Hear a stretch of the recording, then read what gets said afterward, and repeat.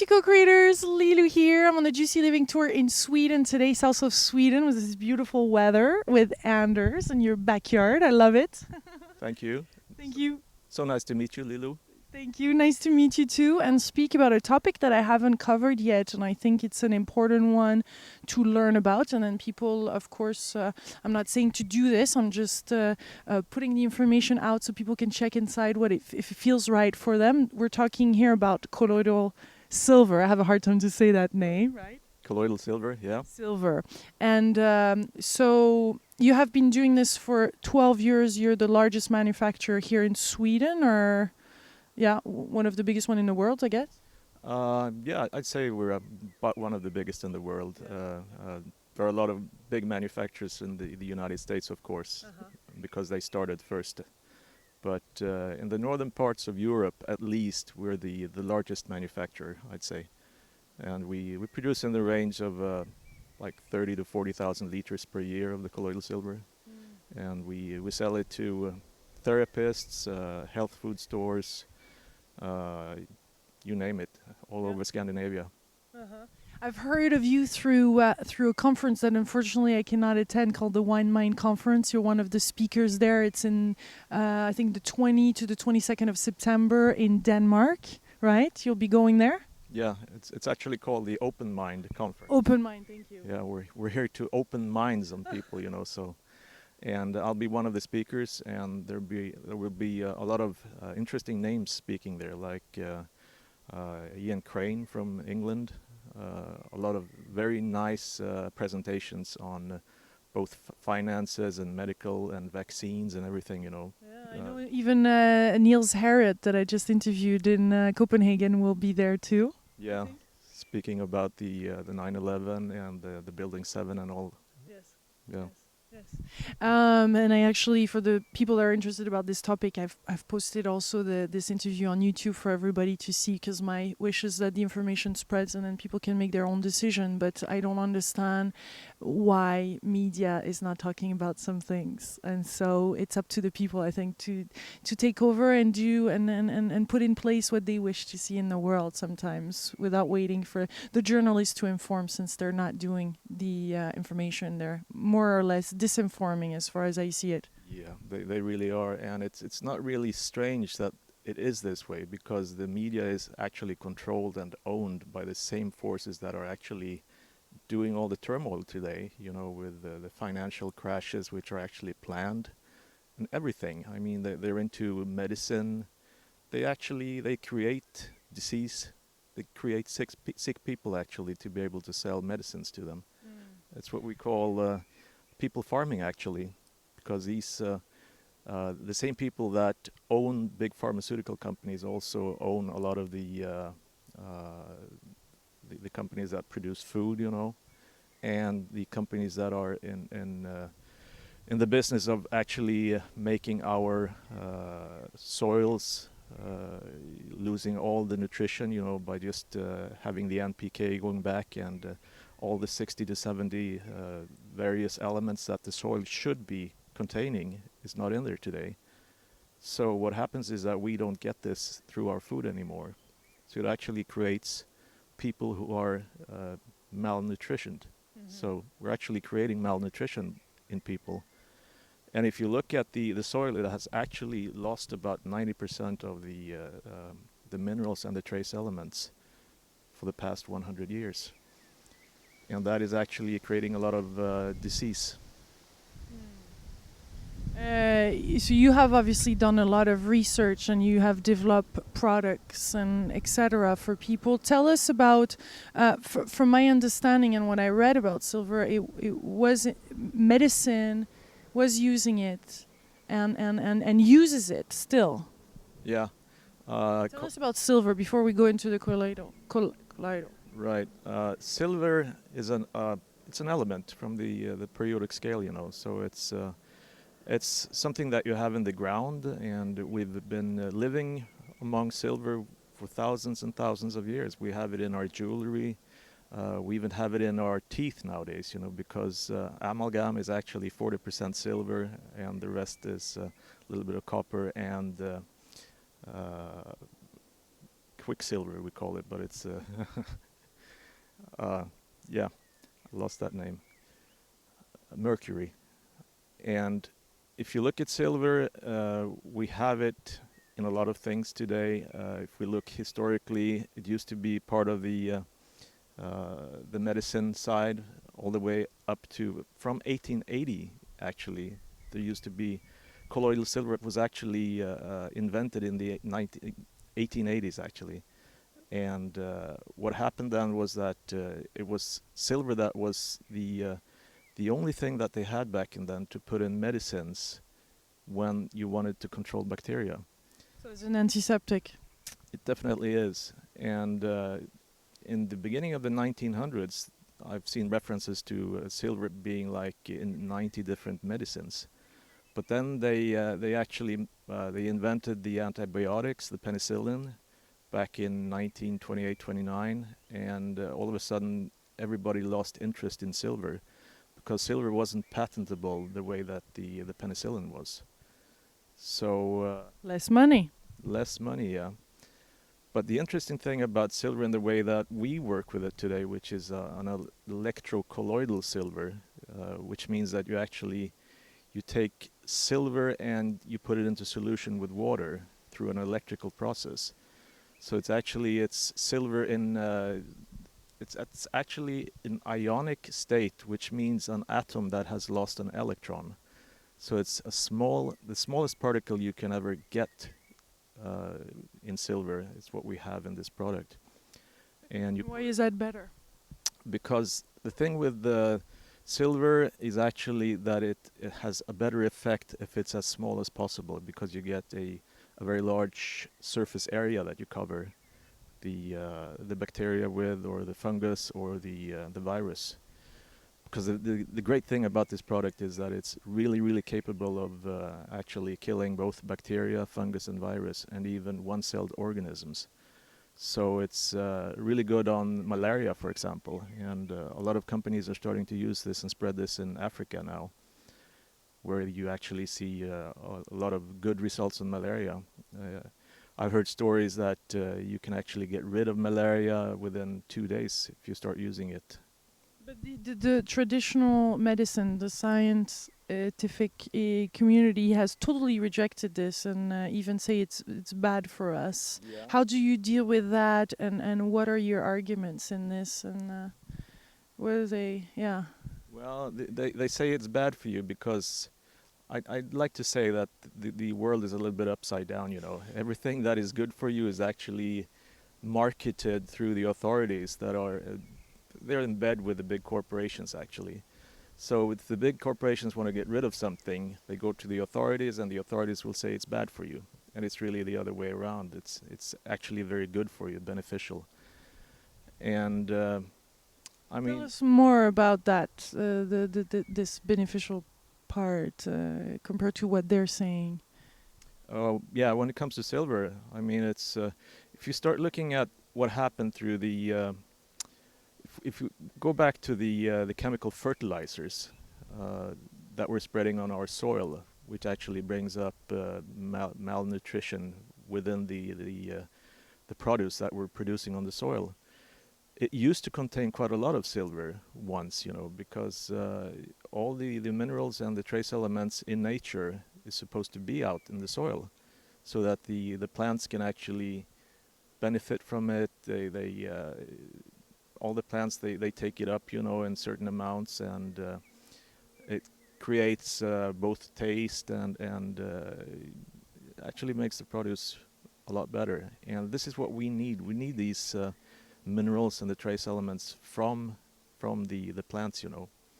And if it's not available, you will actually become ill in the end, you know, because your body is dependent on getting a full supply of all these minerals and trace elements all the time, because you're actually, as you live, you're using them up, you know, so you have to refill them.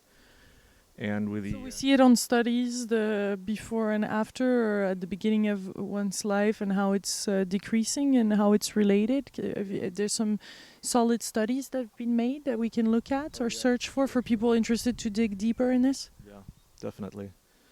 And real science today actually knows that most of the ordinary diseases that you see in society today, with heart problems and various forms of problems like diabetes and everything, basically is in the ground, from the beginning, that we're not getting replenished these minerals and trace elements from what we eat today. But silver is not something we often talk about, so that's why I was wondering what kind of studies are done particularly related to that, because it's not something we hear of in general at all. And the thing about silver, if you look at, there are studies from the 1940s and the 1970s in the United States that actually stated that you got about 90 micrograms of silver each day through food and water back in those days, and that's just about 40 years ago. And today that's down to about a tenth. So you lost about 90% of the silver that you used to get through food and water. That's why in the United States, colloidal silver is sold as a mineral supplement. We used to sell it as a mineral supplement in Europe as well, for 10 years actually. But then all of a sudden the European authorities decided to remove silver, gold, and just about 40 elements, like minerals and trace elements, from what was actually approved of selling as a food supplement. But what we did then is that we weren't content with that, so we actually reclassified the product as a water disinfectant, which means that the product is still available on the market, and it's a great product to disinfect water with. You can get rid of bacteria, fungus, and virus, and various forms of microorganisms. So you have to find other ways to get in. Yeah, I mean, unfortunately that's the harsh reality today, that you have to try to find new ways of getting a product out, and actually making sure that the product is still available for all the customers that have been accustomed to using it, who have actually seen tremendous health benefits from the product. They've lost various forms of ailments that they've been going to the hospitals for 20, 30 years with, and just getting antibiotics, for example. But with silver, we have a lot of results showing that they actually get well by using the product, I'll tell you, because I'm going to try on my rosacea. We'll see. I mean, the proof is in the pudding. Right. And I've heard lots of stories with people having rosacea. What other diseases do you hear? Oh, Can you talk about it? Yeah, sure. There's so many diseases that are caused by microorganisms in one way or another. If we're looking at the common cold, for example, I hardly have a cold nowadays because I supplement with about 2 teaspoons per day of this product, and I've done that for 15 years. If I should get a cold anyway, I usually do what I call a silver cocktail, which is you actually mix 50% or half of colloidal silver with half of something that contains alcohol in it. And I usually use red wine myself.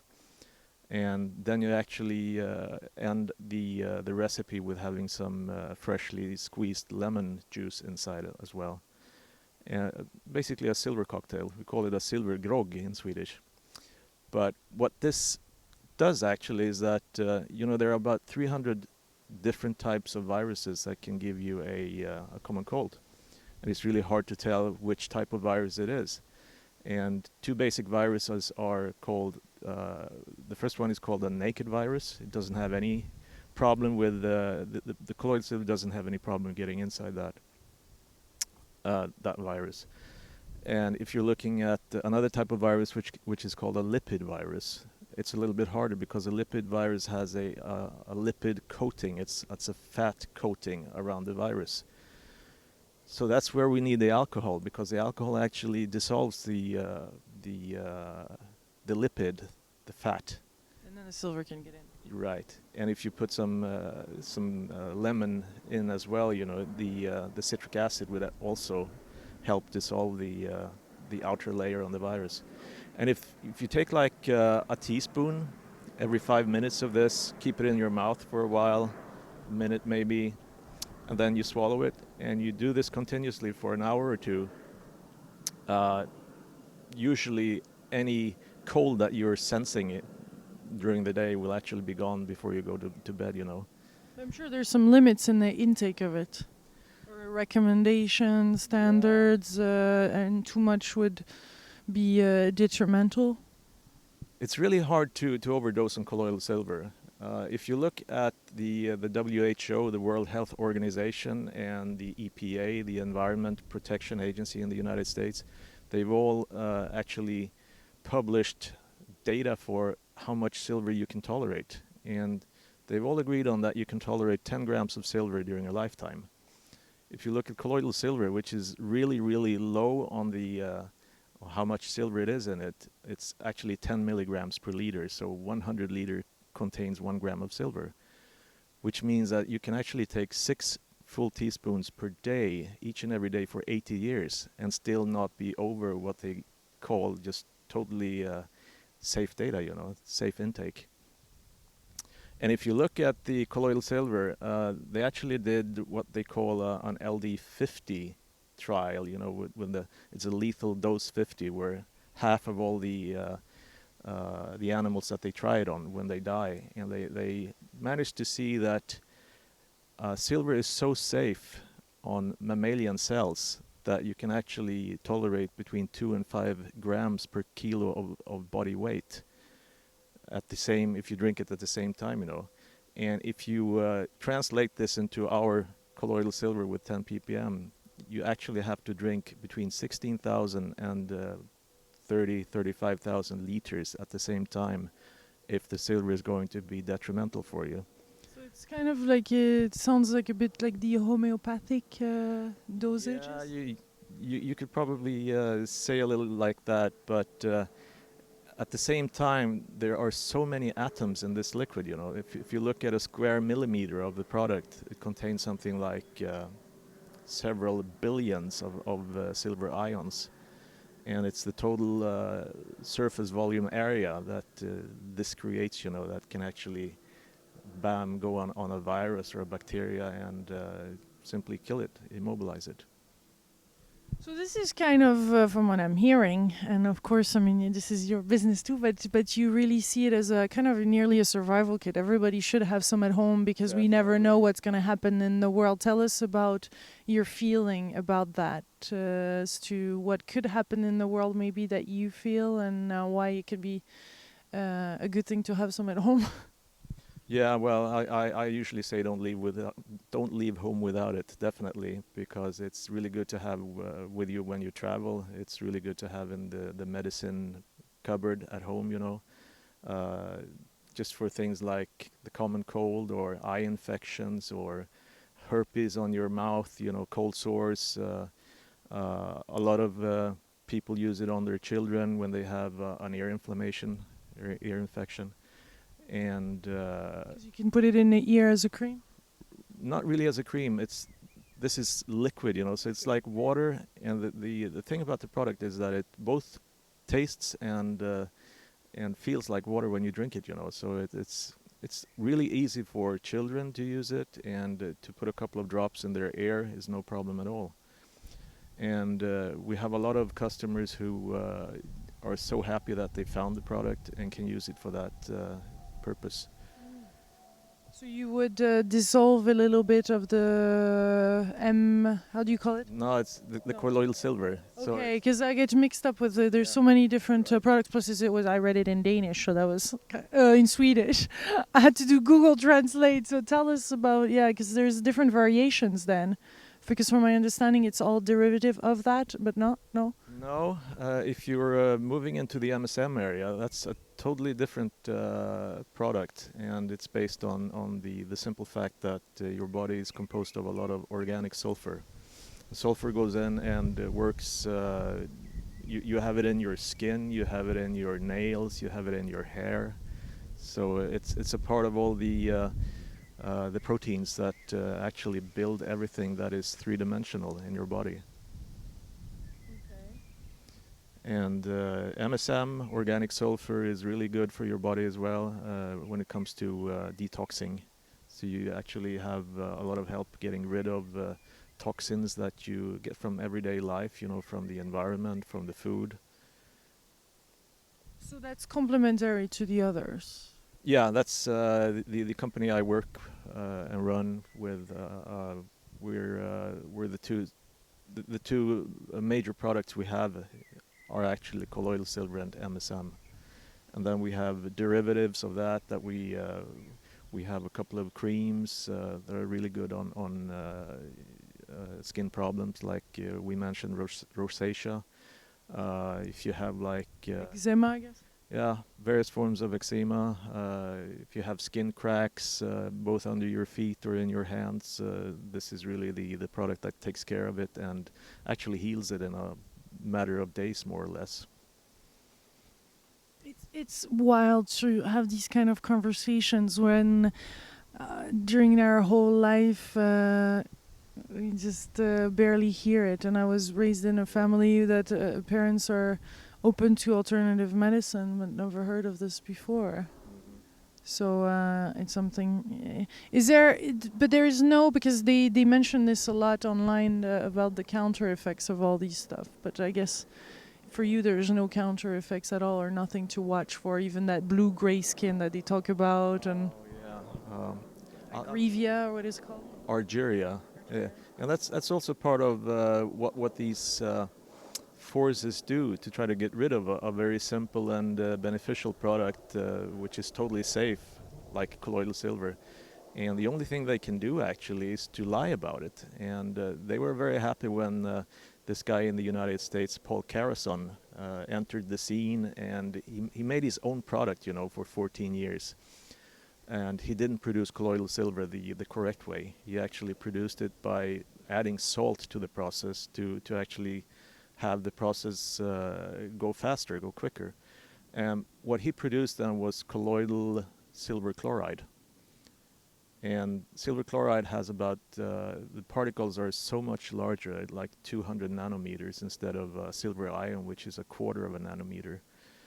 And then he actually drank about 75 centiliters per day of this product, which also was about maybe 10 to 20 times stronger than 10 ppm. So that would be like 100 to 200 ppms. And in spite of doing this for 14 years, and he was helped with his problems. I think I remember he had asthma and some skin problems as well, and they disappeared. But because of the way he produced the product and the amounts that he drank of it, you know, if you produce something that is 20 times stronger and you drink 75 centiliters instead of 3 to 6 teaspoons maybe, and you do that for 14 years, the only problem that you can actually acquire then is it's a cosmetic problem called argyria. And he was sitting in morning shows in the United States, and the doctor was going, "Oh, you got to be really, really sick on the inside." And they did a complete medical checkup, and he was fine. You know, the only problem was that the silver particles that he produced were so large that they could actually get caught under your skin. And when you walk out into the sun, then the sun actually oxidizes those silver particles, so you get a little bit of a blue to a gray color to your skin. But like antibiotics, you're not supposed to go in the sun at all. But here, there's no prescription. There's no, not twos. No, if we're looking at the EMS cream that a lot of people have a lot of good results from when it comes to eczema and rosacea.